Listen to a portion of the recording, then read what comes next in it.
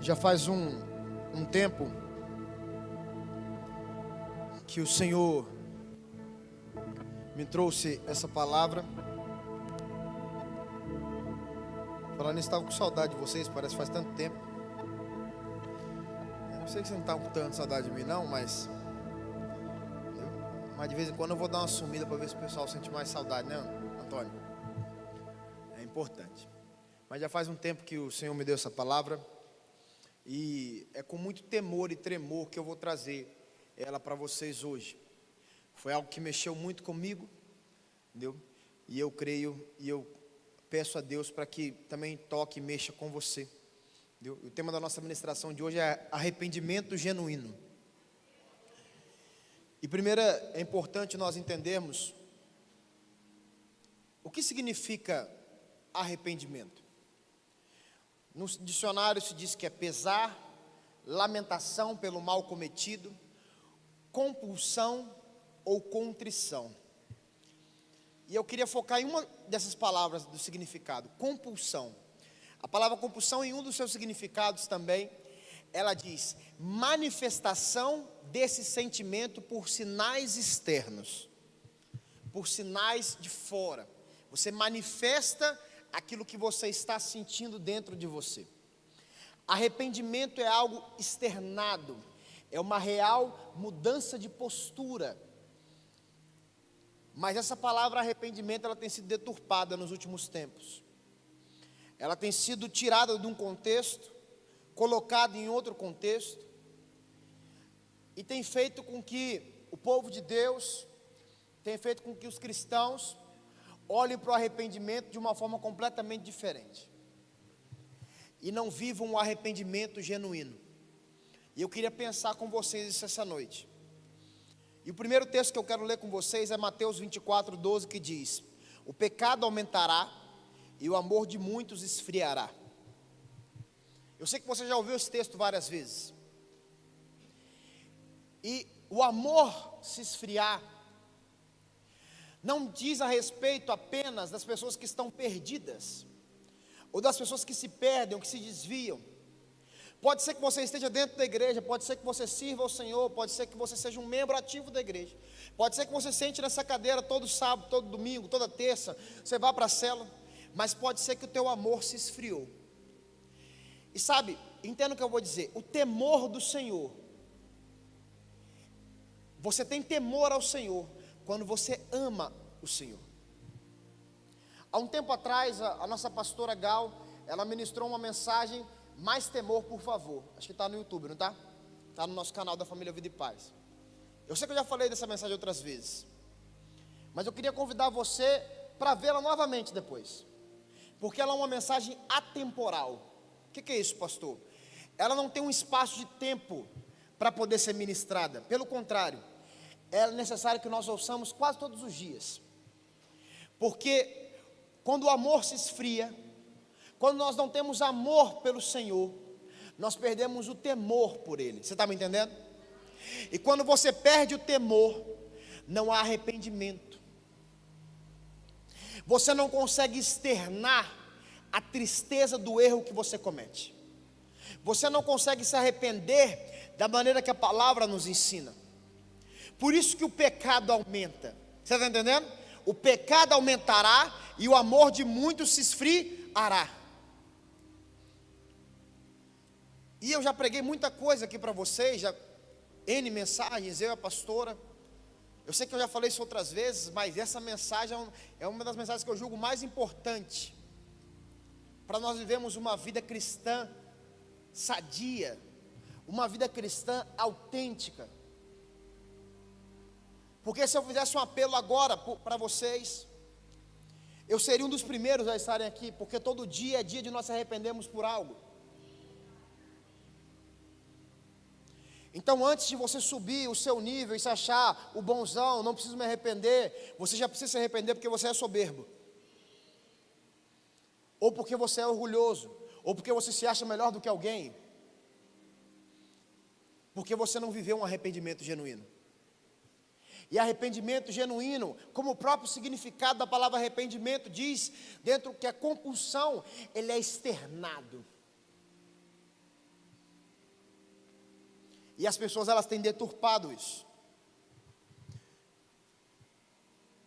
E é um exemplo claro de arrependimento que eu e você conhecemos, que é o exemplo de Pedro. E há algo muito importante no arrependimento de Pedro, e algo que eu julgo de mais importante, na minha concepção. A palavra diz em Mateus 26, 75, versículo 75 assim: então Pedro se lembrou das palavras de Jesus: antes que o galo cante, você me negará 3 vezes. Ok? Essa parte você lembra? Sim. O final: e saiu dali chorando amargamente. Como assim, pastor? A palavra poderia dizer: e saiu dali chorando muito, e saiu dali chorando, e saiu dali choroso, e saiu dali e derramou lágrimas. Mas a palavra fez questão de colocar: e chorou amargamente. E o sentido de amargamente, se você for lá ver no grego, que é a tradução do Novo Testamento, entendeu? Ele tem o mesmo sentido nosso, do português, amargo. E é interessante você entender comigo, a palavra amargo, um choro amargo pode ser um choro doloroso, penoso, desagradável. Quando você come algo, ou bebe algo, sei lá, quando você ingere algo que está muito amargo, é involuntário que o seu rosto, a sua feição expresse que aquilo está amargo, não é? Não tem um desafio que de vez em quando que a gente faz? Chupa o limão aí e vê se você faz careta. Aí a pessoa vai, não fiz careta, fiz careta, entendeu? Mas quando você come alguma coisa amarga, não é assim? Alguma coisa às vezes muito salgada, ou muito doce, ou estragada, a sua cara, a sua feição, o seu rosto, involuntariamente, muitas vezes, ele expressa isso. Ou seja, Pedro chorou de uma forma amarga, sabe por quê? Porque quando ele entendeu o que ele tinha feito, de forma involuntária, externamente, ele teve que expressar da forma que ele conseguia. Eu sei que de repente você está meio confuso, eu poderia fazer uma série de mensagens disso daí, mas eu não vou fazer uma série de mensagens, mas eu gostaria que você prestasse muita atenção, para você entender aonde Deus quer nos levar nessa noite. O choro amargo é algo que é externado, foi externado por Pedro ali naquele momento. Mas o que tem acontecido é que as pessoas, elas não se entristecem quando elas erram, elas não choram amargamente, elas não se arrependem genuinamente. Pelo contrário, elas se justificam e ficam felizes muitas vezes. Não tem um choro amargo, não tem uma afeição de tristeza. E eu quero levar você essa noite a entender que a vida cristã é feita de muitas alegrias, amém? Mas quando você erra, se você não se entristece, você não tem noção da distância que você está de Deus. Se não há um arrependimento genuíno dentro de você, se você não se entristece muito, você não tem noção, e eu vou explicar isso para você. E tem uma coisa que me incomoda muito, que nós chamamos ultimamente, essa é uma mensagem para poucos, glória a Deus, eu vou entender, tá? Não tem problema, amém, essas coisas e tal. Eu sei que vai ficar um silêncio e tal, só não dorme. Você vê o irmão dormindo, dá uma tocadinha nele assim e tal, pá, dá um beliscãozinho, de boa, dá uma balinha para ele poder fazer algum movimento, entendeu? Que nós chamamos de hipergraça. Por isso que eu estou falando que faz tempo que eu quero pregar sobre isso. Faz tempo que vocês não estão falando sobre isso. E essa hipergraça é algo que me choca. Mas antes de falar sobre a hipergraça, eu quero só pontuar rapidamente o que é a graça, para você entender. A palavra de Deus diz em Romanos 3,24 assim: sendo justificados gratuitamente, diga gratuitamente, por sua graça, mediante a redenção que há em Cristo Jesus. Nós poderíamos também fazer uma mensagem sobre graça, mas rapidamente eu quero dizer, você não é merecedor dela, nem eu sou merecedor dela, por isso que ela é graça, por isso que ela é de graça, mas ela nos alcança, amém por isso? Amém? Mas nos alcança mediante a redenção que há em Cristo Jesus. Um dos maiores problemas do povo de Deus, do cristão, dos jovens, é que o povo de Deus perece por falta de conhecimento, que é o quê? Lê só a primeira parte do texto, lê só aquilo que lhe apraz, abre a Bíblia só para receber promessa, e não para receber correção, abre a Bíblia só para poder ser afagado, e não para ser consertado.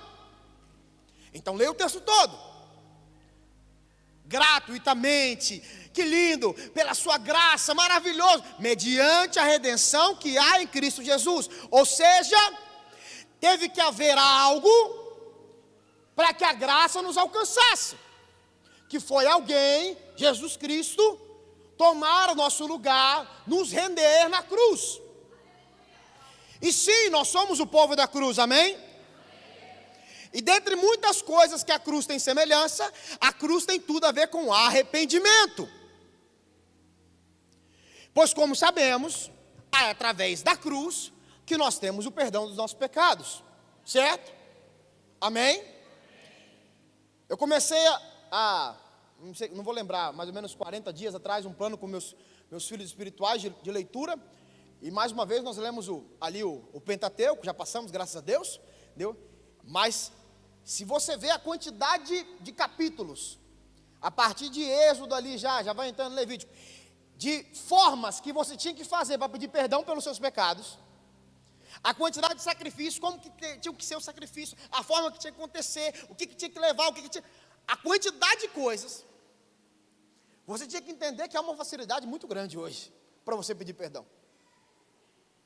Mas de repente essa facilidade fez com que nós confundíssemos arrependimento com desculpinha, com foi mal. Putz, foi mal aí, velho. E a graça, ela é linda, maravilhosa, amém? Mas aprenda algo importante, Jesus morreu por todos. Morreu por todos? Por vocês que estão aqui, morreu por vocês? Morreu por mim? Morreu pelo povo que está dentro da boate agora? Morreu pelo povo que está dentro do bar? Morreu pelo povo que está na rua? Sim, morreu por todos, aleluia! Mas nem todos gozam do benefício da morte de Jesus. Porque a palavra diz que aqueles que aceitaram, lhe deu o poder de serem chamados filhos de Deus. Então se você não aceita Ele como Jesus, como único Senhor e Salvador da tua vida, você não goza dos benefícios de filho, você continua sendo criatura.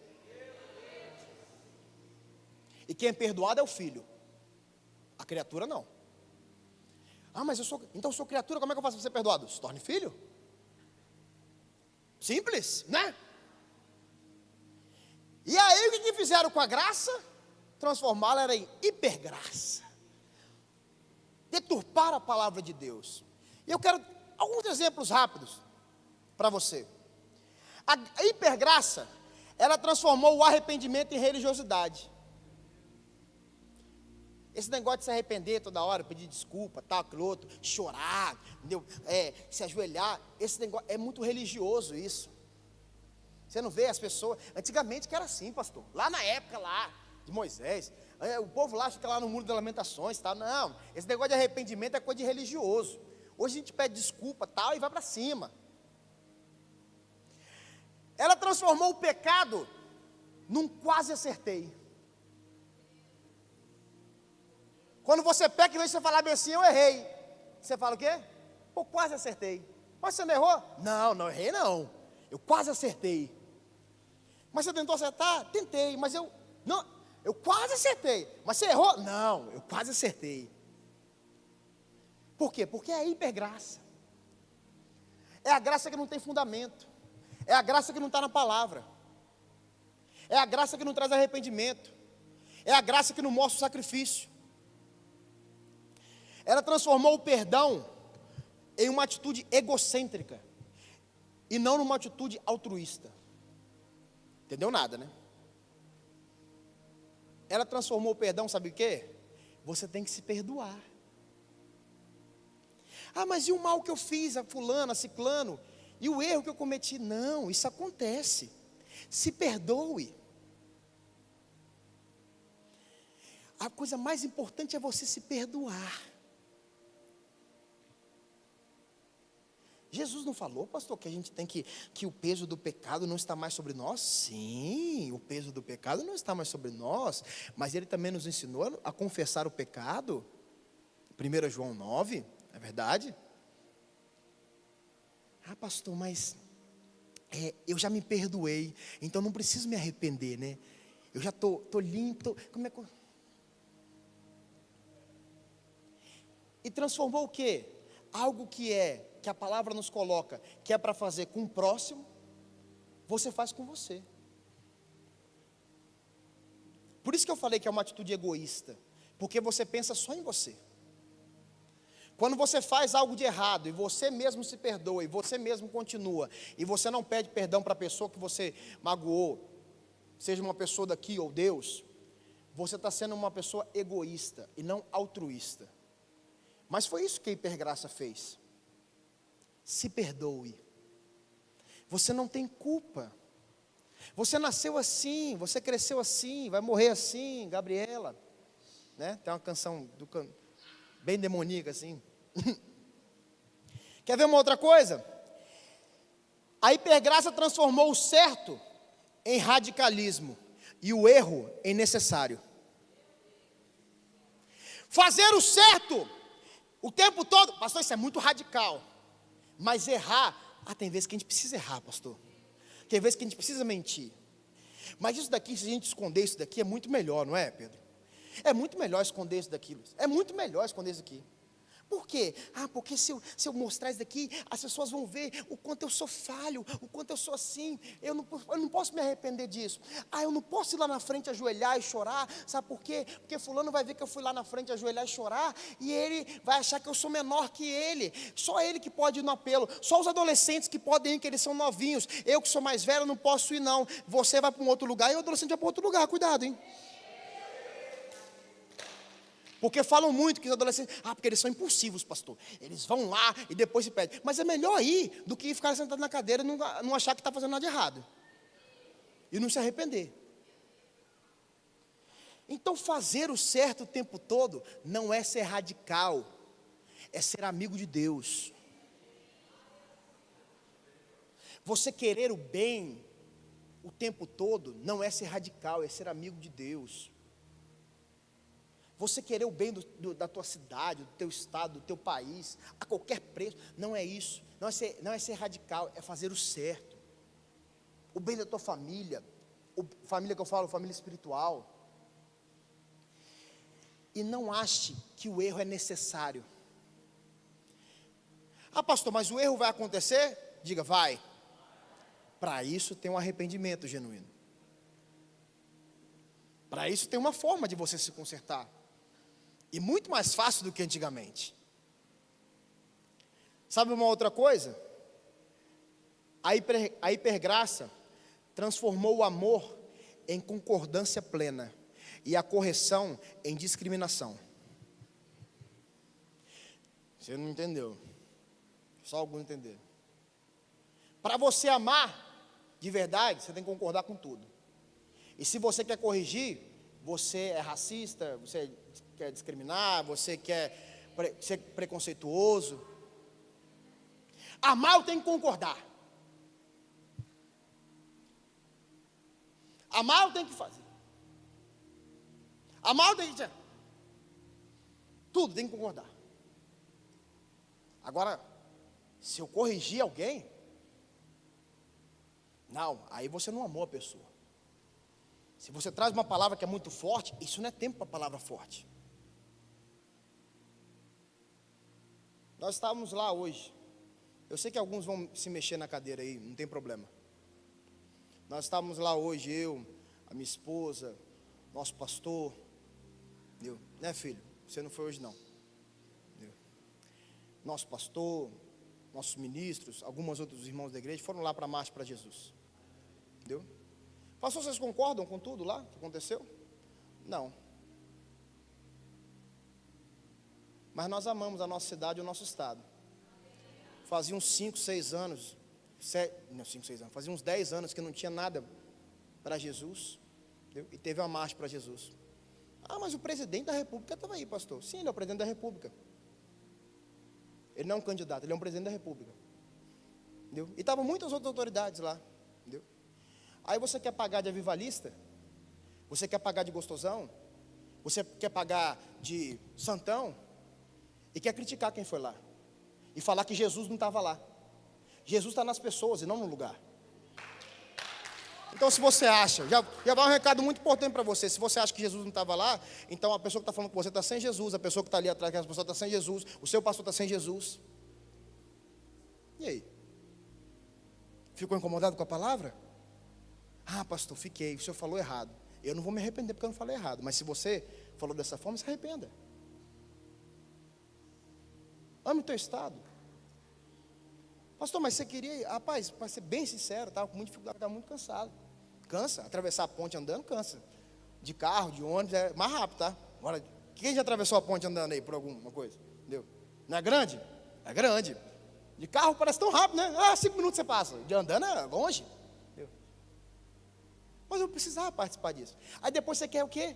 Ai, que Jesus tome a nossa cidade, pastor, que Jesus faça, e eu aqui na minha cama assistindo Netflix.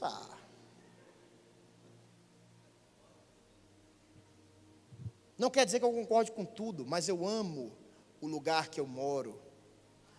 Eu amo o Brasil. Eu amo a minha nação. Você está entendendo? E eu oro pelas autoridades que estão constituídas, pelo meu prefeito, pelo meu governador, pelo meu presidente. Ele não é meu presidente, ele não é meu governador. Então você mora onde? Marte? Está só de passagem aqui, sua nave sai daqui a pouco? Entendeu? E eu falo isso com muito amor e com muito carinho, porque eu não quero agradar você, eu quero agradar a Deus primeiro. Com muito amor e com muito carinho.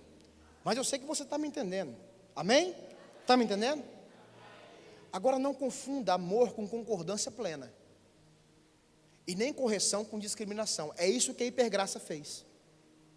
Você tem que concordar com aborto, pastor. Porque você não sabe da situação da pessoa. Você tem que concordar com a ideologia de gênero. Você tem que concordar com a legalização das drogas. Você tem que concordar com isso. Eu convido a você, que é a favor das drogas, que fala que não tem nada a ver, a ir no projeto social que a igreja ajuda lá na Barra do Jucu e ver as pessoas que estão lá.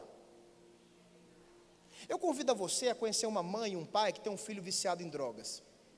Eu convido você a conhecer alguma pessoa, que tem várias na igreja, que foram libertas disso, a perguntar a ela se faz bem, se ela quer isso para a família dela. Então sai do seu Twitter, começa a viver a vida real. Começa a entender o que está acontecendo de verdade. Começa a entender que se não tiver arrependimento, não tem mudança. Não tem mudança de realidade. Jesus não vem, não. Por quê? Porque tem que ter arrependimento.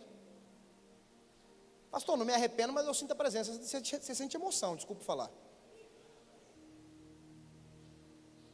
Você está me entendendo? Amém? Por isso que eu estava com um pouco de temor pegar essa mensagem, que é uma mensagem forte. Mas a palavra não fala nada disso, dessa hipergraça. A palavra fala uma coisa muito simples, em Mateus 3:2. Arrependam-se, pois o reino dos céus está próximo.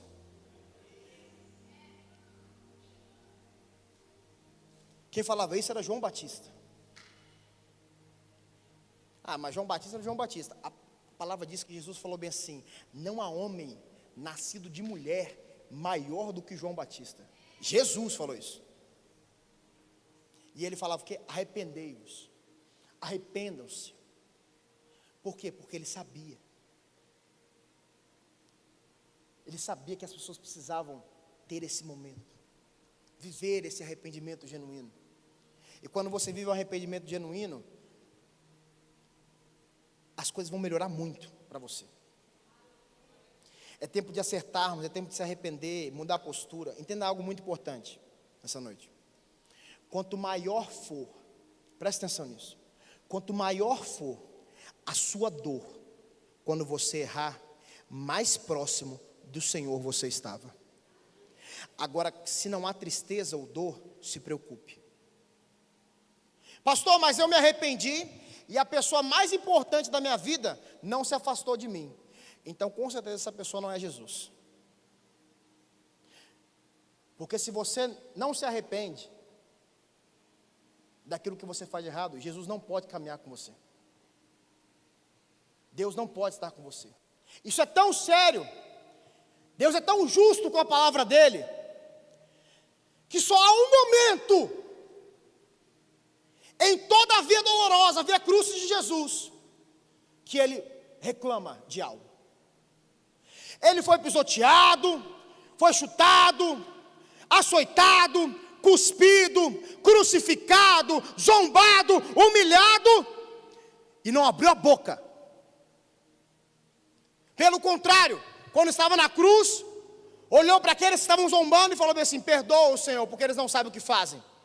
Mas em determinado momento ele assumiu o meu e o teu pecado, a minha e a tua dor, e ele se tornou pecado, maldição, por causa de cada um de nós.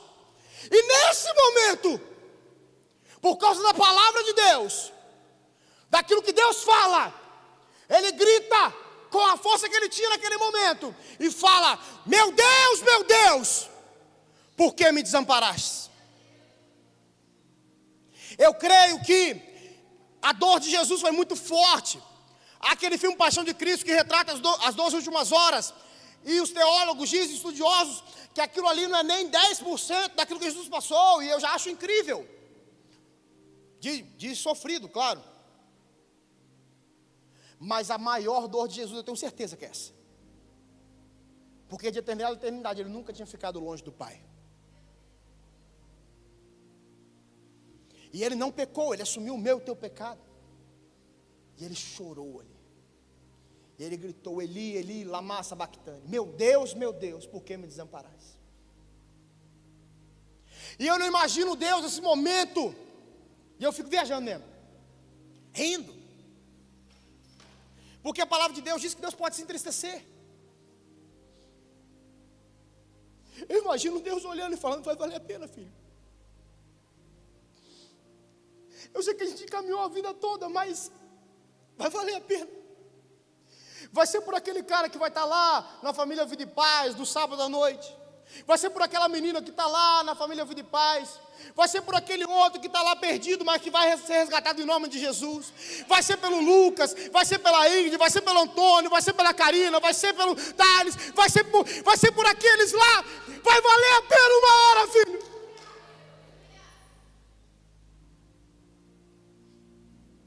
Mas é necessário.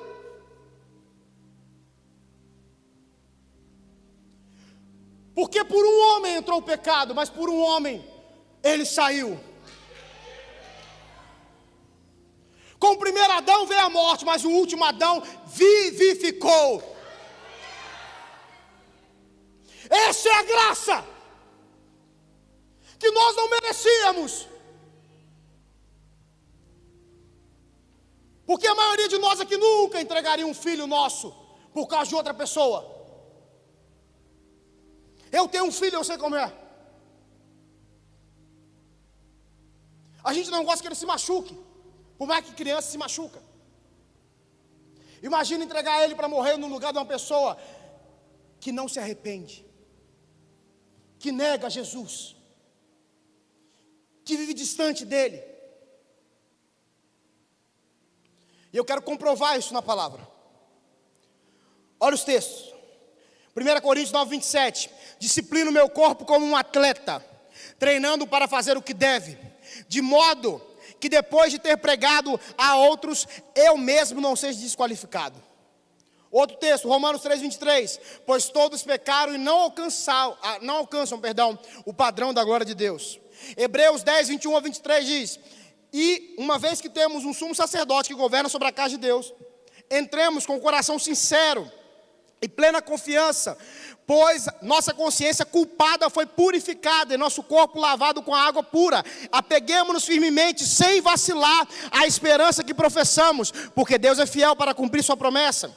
Hebreus 10, 26, se continuarmos a pecar deliberadamente, depois de ter recebido o conhecimento da verdade, presta atenção nisso, já não há sacrifício que cubra esses pecados.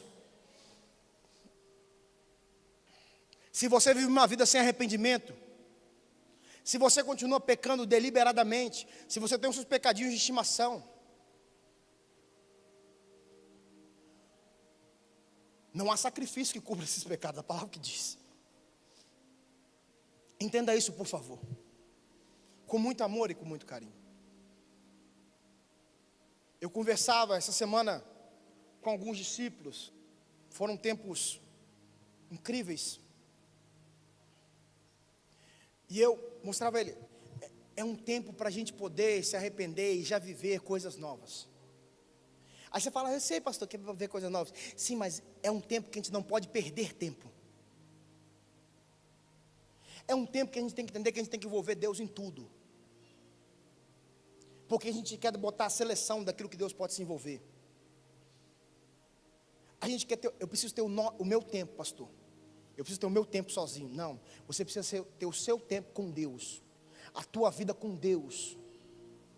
Ah, mas e o tempo com a esposa, pastor? Eu sou casado, eu preciso ter um tempo de qualidade com ela. Não há tempo melhor de qualidade do que você ter um tempo com a sua esposa com Deus. Com o teu filho com Deus. O que eu mais gosto de fazer com esse menino aqui que está sentado aqui, lindo, maravilhoso, né, meu filho? Né? É cantar com ele. É tocar um instrumento. Para poder eu me aproximar de Deus e Ele se aproximar também. Eu sei que muita gente aí não está na rede social e tal. Tem uma galera aí fora aí.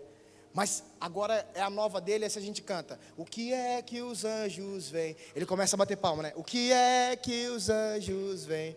Olhou para todo mundo, vê se vai bater, filho? É? Por quê? Porque esse é o tempo de qualidade. Então fica de pé, parece que está acabando, por favor. Só para aparecer. Que o Espírito de Deus me ajude e te ajude a viver um arrependimento genuíno. E eu quero terminar contando o final da história de Pedro para vocês. João, capítulo 21, a partir do verso número 15 ao 17, diz assim: depois da refeição, Jesus perguntou a Simão Pedro: Simão, filho de João, você me ama mais que estes? Sim, Senhor, respondeu Pedro. O Senhor sabe que eu amo, então alimente meus cordeiros, disse Jesus. Jesus repetiu a pergunta: Simão, filho de João, você me ama? Sim, Senhor, disse Pedro. O Senhor sabe que eu amo, então cuide das minhas ovelhas, disse Jesus. Pela terceira vez ele perguntou: Simão, filho de João, você me ama? Pedro ficou triste, porque Jesus fez a pergunta pela terceira vez e disse: o Senhor sabe de todas as coisas, sabe que eu amo. Jesus disse: então alimente minhas ovelhas. O relacionamento de Pedro com Jesus havia sido quebrado, de uma tal forma, de que Jesus lá no início da caminhada, o que ele disse para Pedro, quando ele foi chamar Pedro, seu irmão, e Tiago e João: vocês eram pescadores de peixes, mas eu vou transformar vocês em pescadores de almas, certo? Então qual que era o propósito da vida de Pedro? Ser pescador de? Quando Pedro nega Jesus, ele chora amargamente, se arrepende, mas ele esquece do propósito dele. E ele volta a ser pescador de peixes. Porque Pedro externou a tristeza e a decepção daquilo que ele tinha feito de errado. Entenda uma coisa muito importante. A palavra nos mostra que Jesus tinha 12 discípulos. Um traiu, depois saiu, entrou outro. 12 discípulos. Mas dentre os 12, tinham 3 que eram mais próximos. Que eram os 3 que ele carregava para outros lugares. Que era quem? Pedro, Tiago e João. Barquinho não era discípulo. Pedro, Tiago e João. Ou seja, Pedro era próximo. Você consegue imaginar alguém muito próximo de você? E alguns textos mostram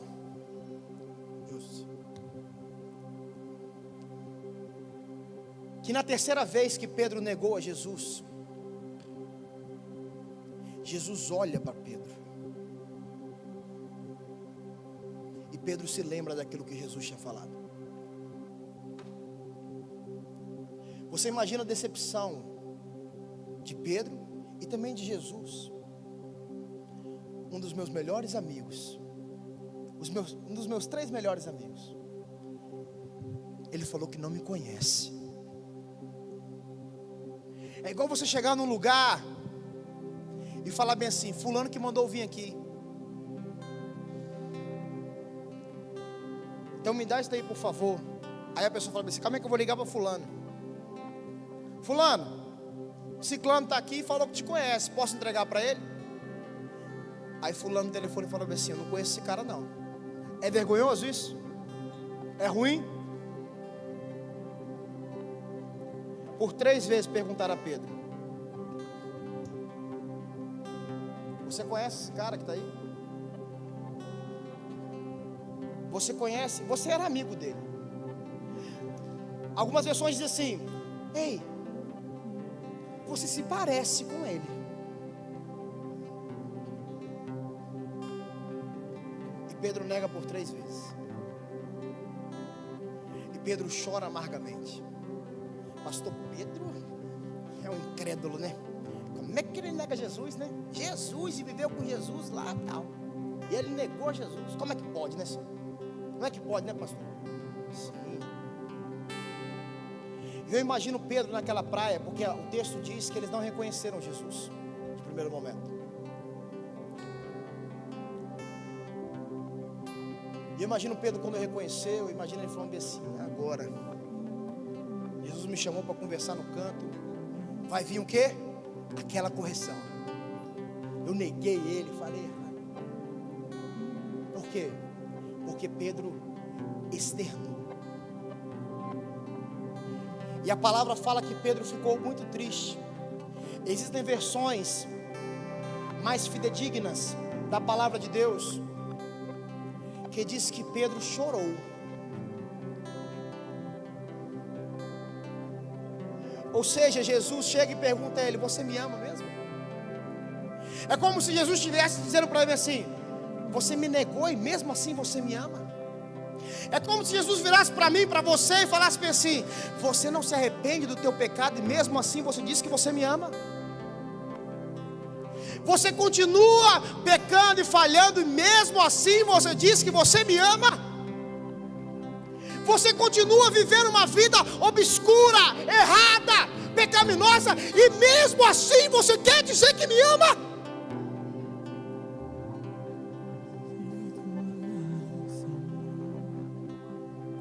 E Pedro, no final, a palavra diz que ele se entristece, porque Jesus pergunta pela terceira vez.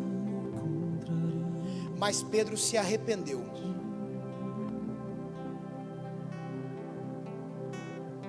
E ele teve um arrependimento genuíno. Além dele chorar amargamente, ele virou para Jesus e falou bem assim: eu não só te amo, mas o Senhor sabe que eu te amo. Será que o Senhor nessa noite sabe que você ama Ele? Ah, pastor, claro, eu digo que amo Ele. Mas se tem uma pessoa que te conhece melhor que você, melhor que eu, é Ele. E Ele sabe verdadeiramente se você o ama da maneira que Ele falou para você amar. Lembra disso? Como que Ele falou para amar? Amarás o Senhor teu Deus de todo o teu coração, com toda a tua alma, com todo o teu entendimento, com todas as tuas forças. Esse é o primeiro, maior, grande mandamento. Então, se você não ama Ele com todo o entendimento, com todas as suas forças, com toda a tua alma, você não passou por um arrependimento genuíno. Se você se prostitui, entenda isso, não é só prostituição carnal, mas se você troca Deus por outras coisas, se você coloca o seu pecado como prioridade, ou o seu erro como prioridade, se você não consegue se arrepender do teu pecado por causa da vergonha, do medo, do orgulho, sei lá por quê, você não vive um arrependimento genuíno. E sendo assim, você não pode dizer que você ama Ele. Mas por que Jesus faz as perguntas a Pedro? E por que no final Pedro vira e fala: esse senhor sabe? Porque Jesus viu ali que Pedro realmente se arrependeu daquilo que ele fez. Por isso que a missão mais importante foi dada a Pedro: cuide das minhas ovelhas. Meu filho é algo muito precioso, Pedro. E você vê ele às vezes com algumas pessoas. Você vê ele com o Lucas de vez em quando aqui na bateria, com o Marcelo, com outras pessoas. Mas nós passamos instruções, não é?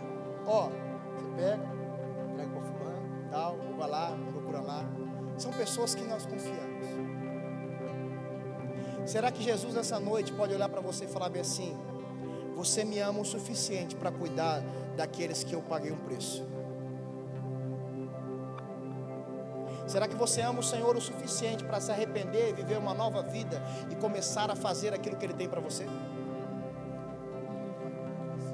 Tem algo que nós devemos fazer, que é para todos nós, que é a grande comissão: ir fazer discípulos.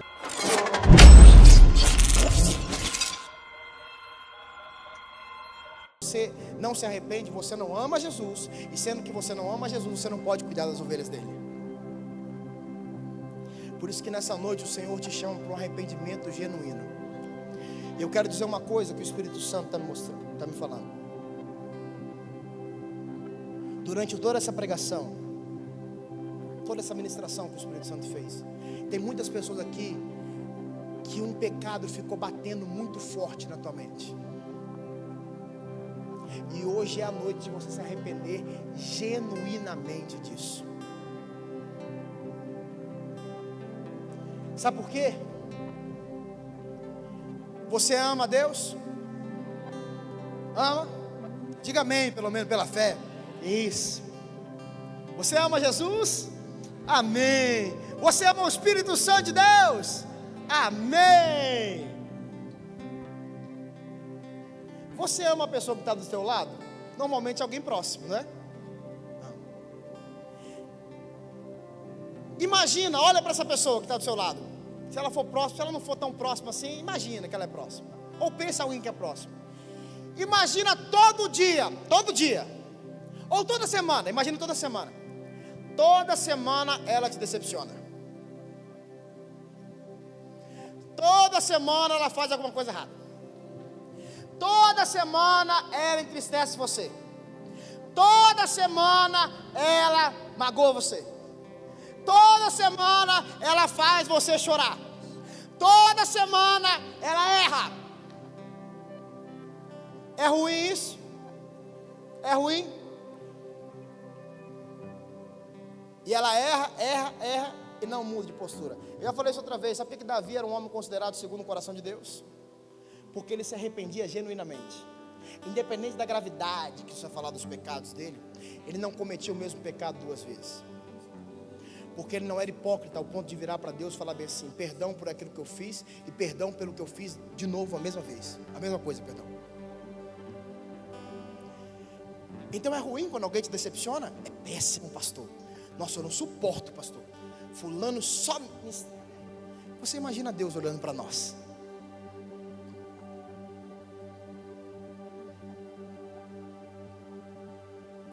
Você imagina quando Jesus olha para Pedro e fala bem assim: poxa, Pedro, eu sei que eu já sabia, mas eu te treinei 3 anos.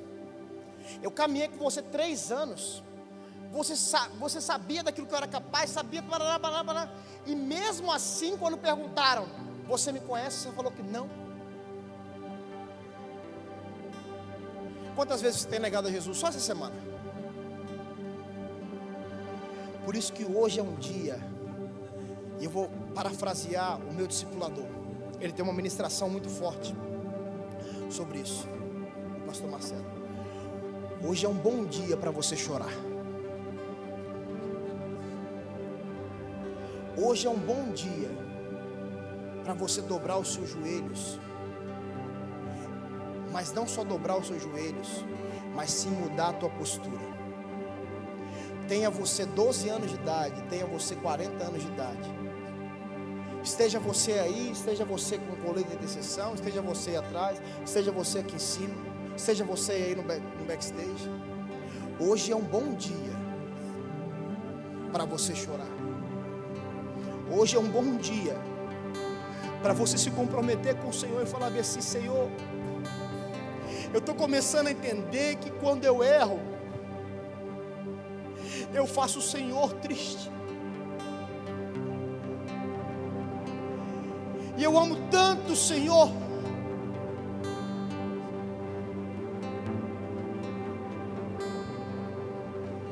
E eu amo tanto o Senhor. Mas eu falho. E quando eu falho, eu não tenho me arrependido. Eu não tenho chorado. Eu não tenho mudado a minha postura. Deixa eu falar um negócio para você. De repente você fala assim: pastor, e se eu chorar hoje e amanhã tiver que chorar de novo, e depois de amanhã tiver que chorar de novo? Chore. Mas não fique com essa cara de assim: eu estou fazendo tudo certinho, de vez em quando eu erro, foi mal. Não. Externe. Tenha um arrependimento genuíno. Pastor, mas o senhor falou que é um bom dia para chorar, mas esse choro que está começando a descer dos meus olhos é amargo, é desagradável. Não tem problema. Há uma pessoa neste lugar chamada Jesus Cristo, que Ele veio aqui para poder enxugar as tuas lágrimas, te abraçar e dizer tipo assim: se você está se arrependendo genuinamente, eu falo com você, cuide das minhas ovelhas, eu te amo também.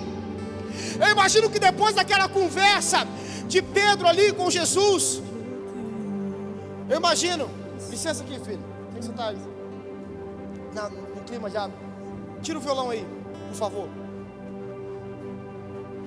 Acho que eu peguei a pessoa para fazer exemplo, né? Eu imagino que Jesus conversando ali, e quando a palavra fala que Pedro chorou, Jesus da forma que ele era, aquele que abraçava a mulher adúltera, aquele que deixava a mulher do fluxo de sangue encostar nele, aquele que deixava o leproso se achegar, aquele que amava os pequeninos.